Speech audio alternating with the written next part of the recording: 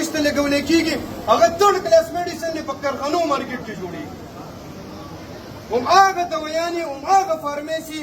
هماغه کمپنیانې چې کوم دي هم د دې منسټرانو دي د دوی سره په کمیشن د صحت کارت څخه خبرې کړي او په دې فارمیسي کې ورچولي موږ د مریض ته د ټول نه برانډډ او ښه دوی ولیکو خو چې دلته مریض راشي فارمیسي ته د صحت کارډ هغه د تھرډ کلاس میډیسن ورکړی شي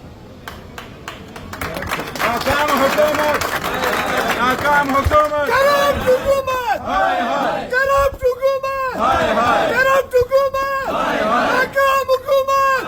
بېغیرت حکومت ناکام حکومت یا چې کله موږ مریض ته هغه دوایانې په هسپتال کې ولګو په واټ کې ولګو د کور دپاره ورکو نو مریض د ټیک کېدو په ځای کنډیشن نور هم خراب شي اخره کې بدنامي د چا راځي د ډاکټر راځي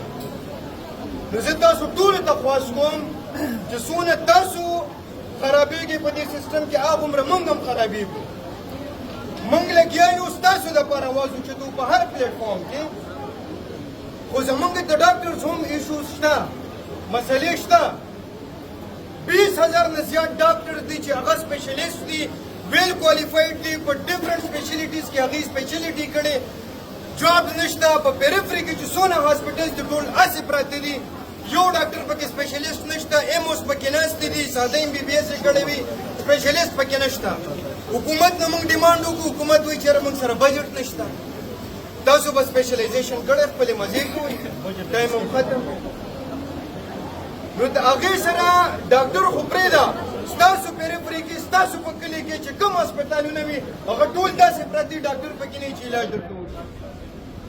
خو چېرته په دغه هسپتالونو کې ډاکټران ناست وي سپیشلیسټو تاسو ته دلته د راتلو ضرورت نه و خو دې منسټرانو دې ایم پي ګانو چې کوم دا ټیک ټاک والا منسټران دي راشي لکه د هیروګانو په شان په هسپتال کې انټري وکړي ویډیو جوړه کړي وایرلي کړي او د هغې نه بعد وځي چې ما توره وکړه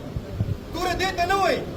توره هغې ته وایي چې په پیریفري کې ستا څونه هاسپټلز دي څونه هسپتالونه دي په هغې کې ایکس رې نه کېږي په هغې کې ایم آر آی نه کېږي په هغې کې سي ټي سکین نه کېږي په هغې کې آی سی یو نشته مریض ځلې نه کېږي چې کله هم بیمار شي د هلته نه ریفر کړي پېښور ته چې پېښور ته راشي مریض په لار کې وفات شوی